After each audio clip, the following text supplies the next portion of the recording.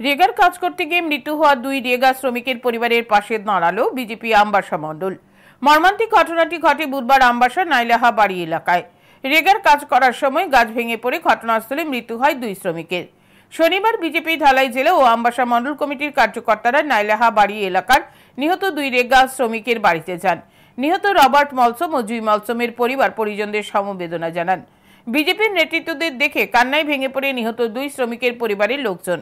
প্রতিনিধি দলে ছিলেন বিজেপি ধালাই জেলা কমিটির সভাপতি প্রতিরাম ত্রিপুরা, সহ সভাপতি মৃদুল দত্ত, সম্পাদক লালপীর হালাম, আমবাসা মণ্ডলের সভাপতি অজয় অধিকারী, পঞ্চায়েত সমিতির চেয়ারপারসন হেমালী দেববর্মা সহ অন্যান্যরা।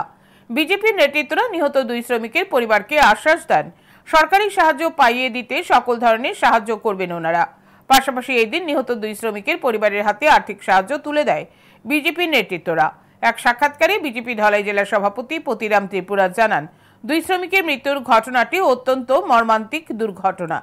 তাই নিহত 2 শ্রমিকের পরিবারকে সমবেদনা জানাতে গিয়েছেন। সরকারি সব রকমের সাহায্য করা হবে নিহত 2 শ্রমিকের পরিবারকে।